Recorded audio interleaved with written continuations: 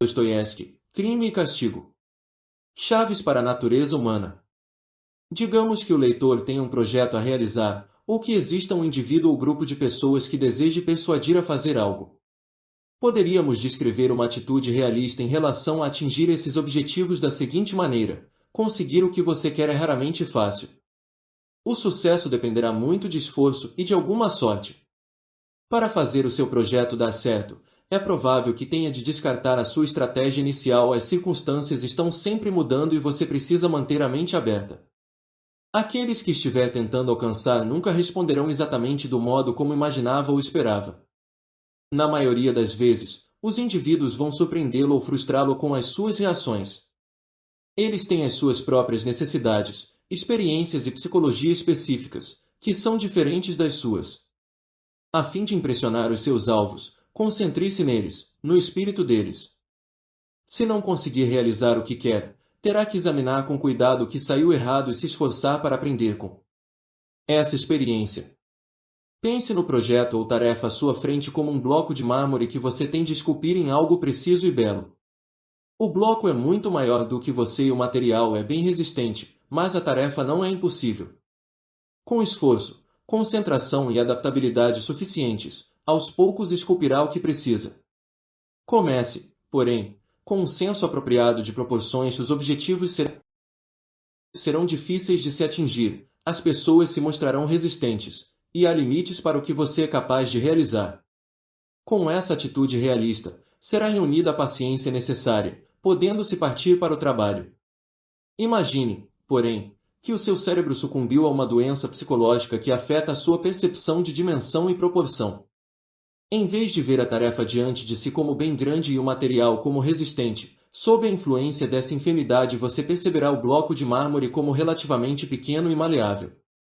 Perdendo o senso de proporção, acreditará que não levará muito tempo para modelá-lo na imagem do produto final que tem em mente.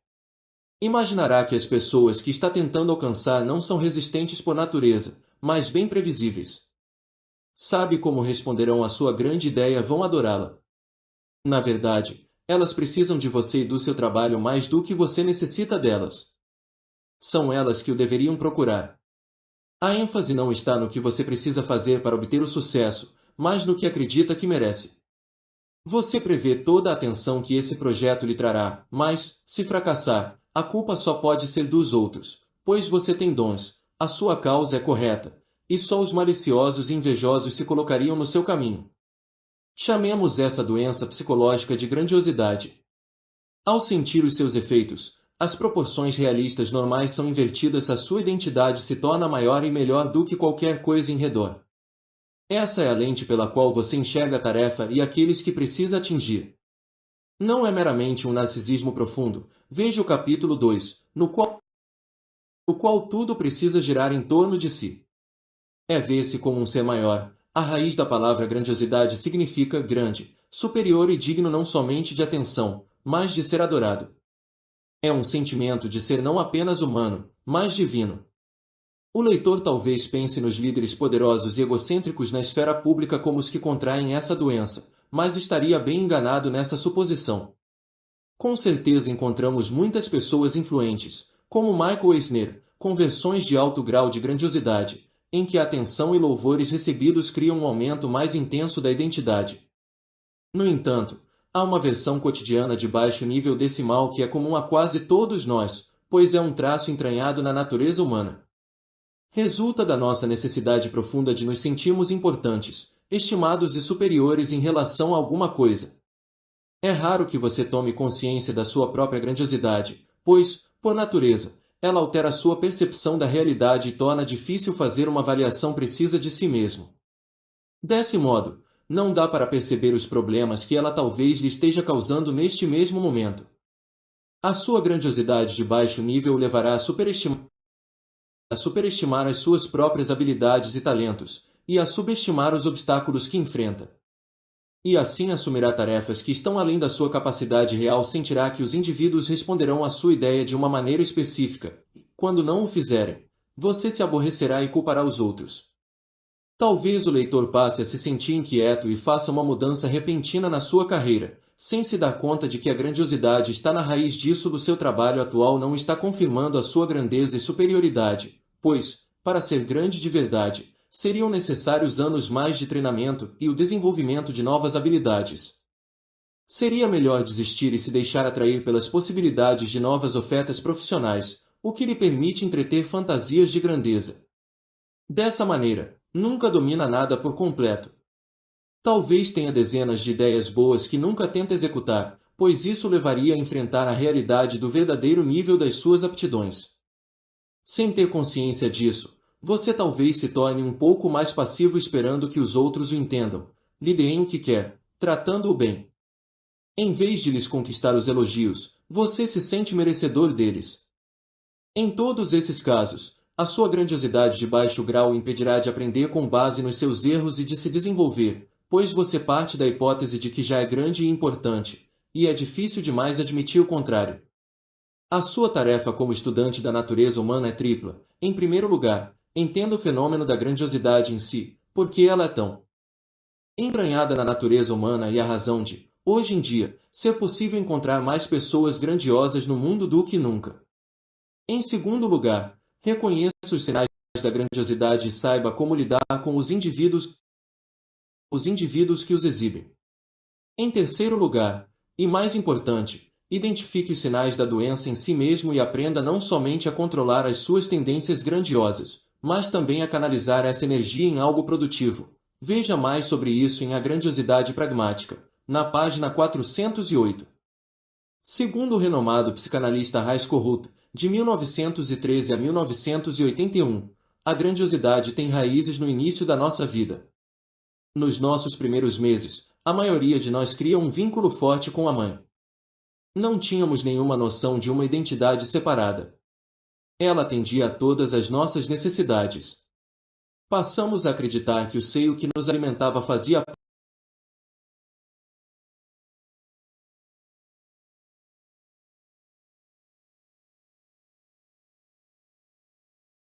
parte de nós mesmos.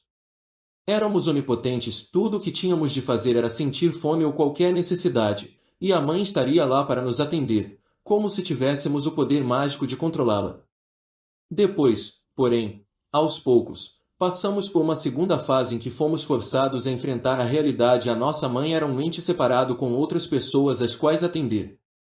Não éramos onipotentes, mas bem frágeis, muito pequenos e dependentes.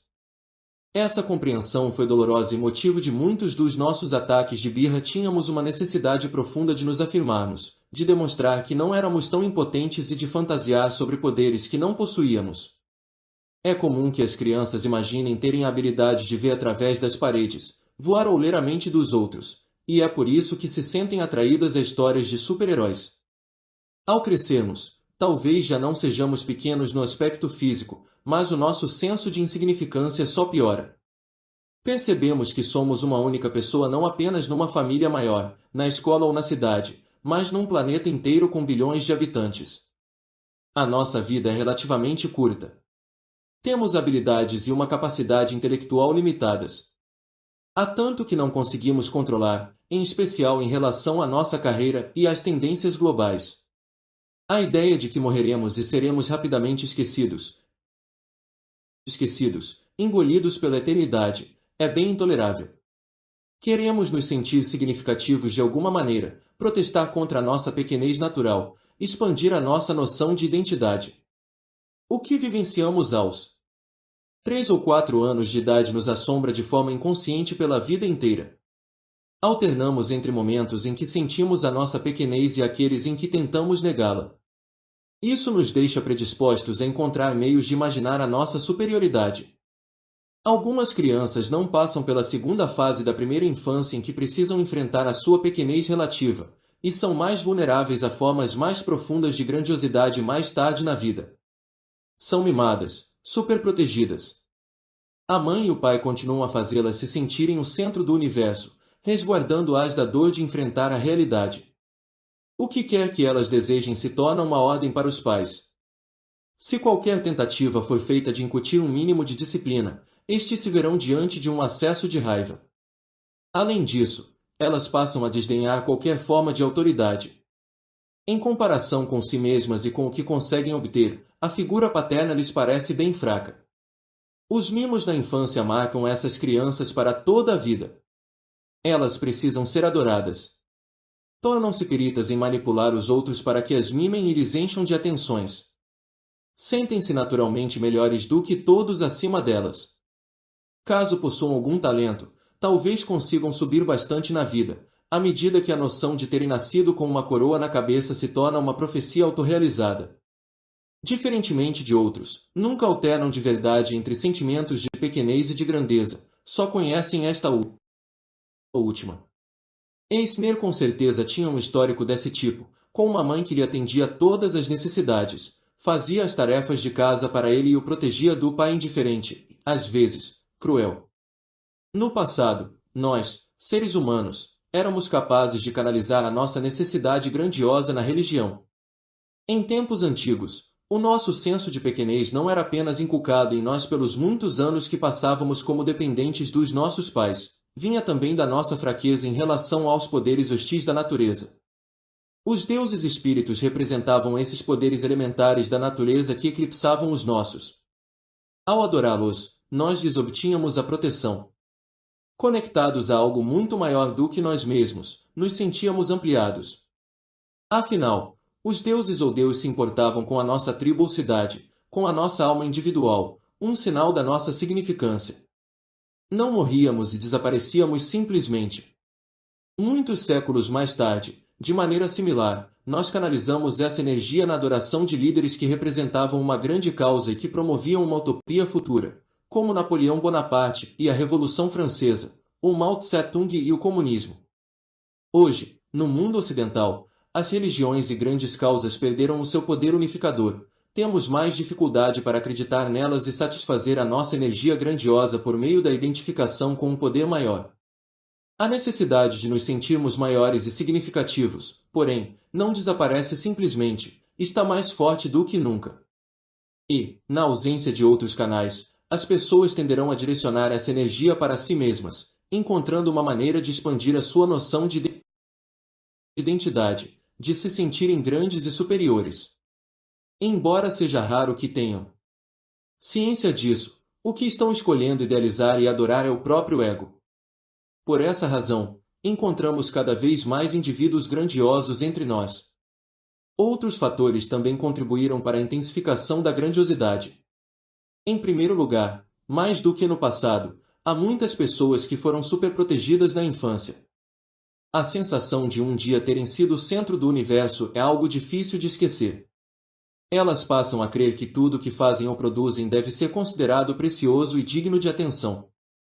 Em segundo lugar, encontramos cada vez mais indivíduos que demonstram pouco ou nenhum respeito pela autoridade ou por especialistas de qualquer espécie, não importando o nível de treinamento e experiência destes, mesmo que essas pessoas não tenham nenhum. Por que a opinião deles deveria ser mais válida do que a minha, elas se perguntam. Ninguém é tão bom assim. O ser humano com poder é apenas mais privilegiado. Os meus textos e a minha música são tão legítimos e dignos quanto os de qualquer um. Sem a noção de que alguém mereça estar acima delas e ser tratado como uma autoridade, elas se posicionam entre os mais elevados. Em terceiro lugar, a tecnologia nos dá a impressão de que tudo na vida é tão rápido e fácil quanto a informação que vislumbramos na internet. Ela nos incute a crença de que não temos mais que passar anos aprendendo uma habilidade. Em vez disso, por meio de truques e com algumas horas de prática por semana, podemos nos tornar proficientes em qualquer tema. De maneira análoga, acreditamos que os nossos talentos são transferíveis com facilidade. A minha habilidade de escrever significa que também consigo dirigir um filme. Entretanto, mais do que tudo, são as redes sociais que espalham o vírus da grandiosidade, por meio das quais temos poderes quase ilimitados de expandir a nossa presença, de criar a ilusão de que somos adorados por milhares ou milhões. Somos capazes de ter a fama e ubiquidade de reis e rainhas do passado, ou até dos próprios deuses. Com todos esses elementos combinados, é mais difícil do que nunca para qualquer um de nós manter uma atitude realista e um senso bem proporcionado de identidade. Ao observar os outros ao redor, compreenda que a grandiosidade deles, e a sua, pode surgir de muitas formas diferentes. Na maioria dos casos, os indivíduos tentarão satisfazer o desejo de conquistar prestígio social. Talvez aleguem que estão interessados no trabalho em si ou em fazer uma contribuição para a humanidade, mas muitas vezes, lá no fundo, o que os motiva de fato é a necessidade de atenção, de ter a sua auto-opinião confirmada por outros que os admiram, de se sentirem poderosos e engrandecidos.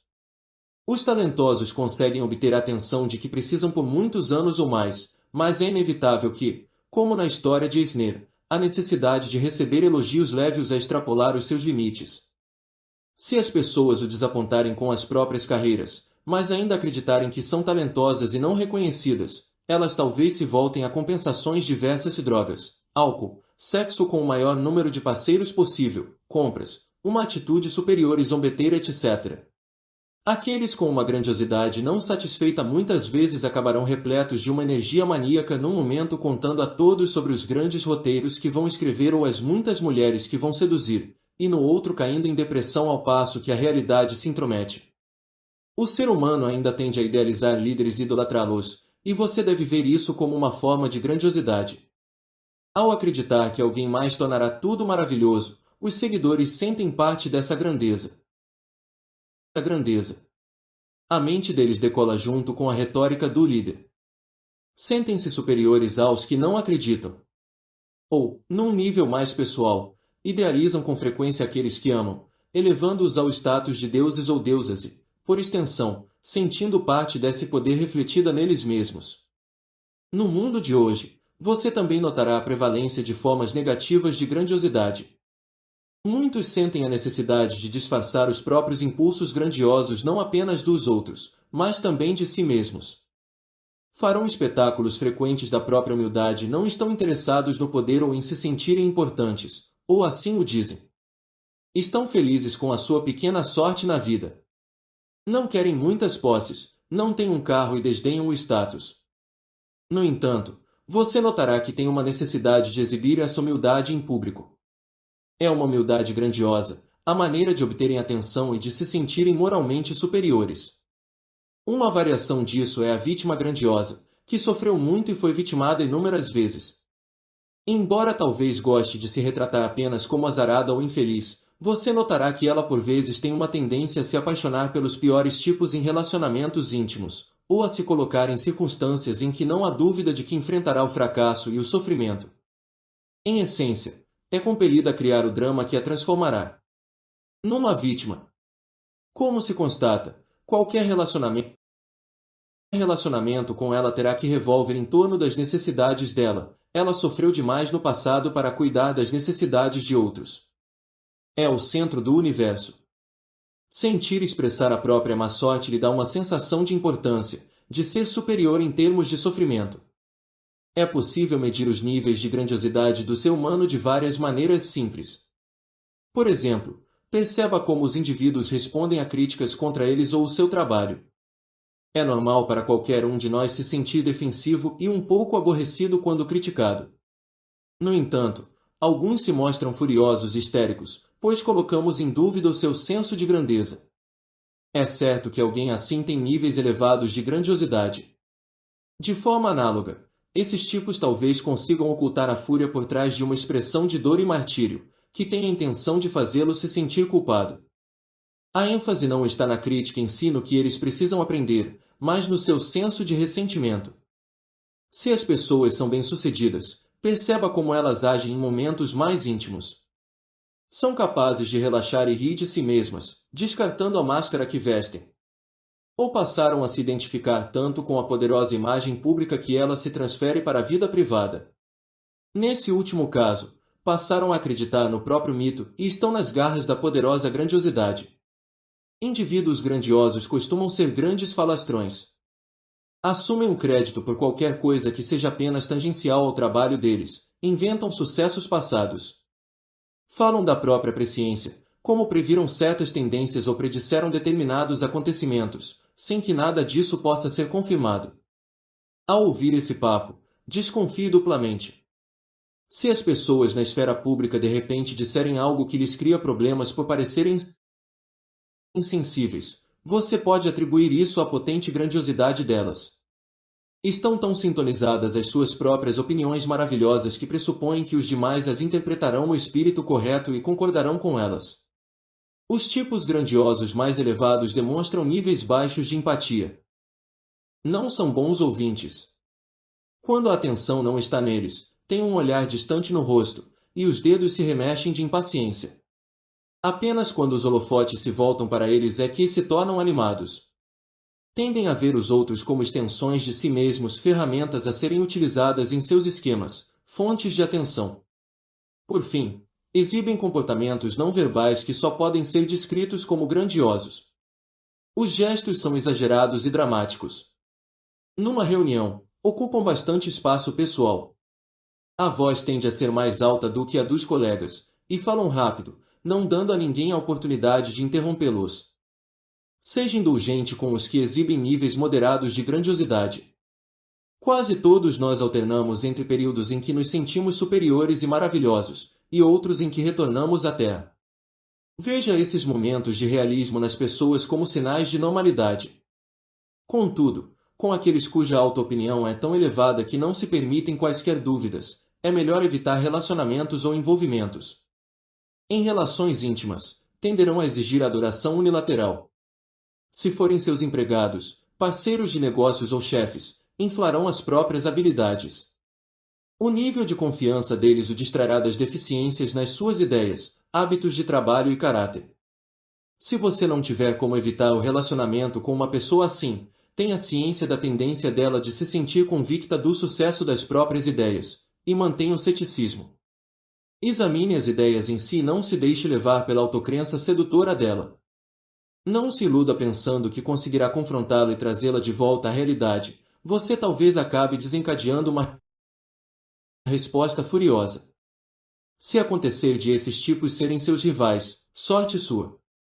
É fácil provocá-los e fazê-los reagir de maneira exagerada. Lançar dúvidas sobre a excelência deles os deixará apopléticos e duplamente irracionais.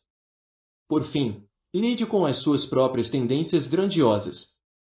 A grandiosidade tem algumas utilizações positivas e produtivas.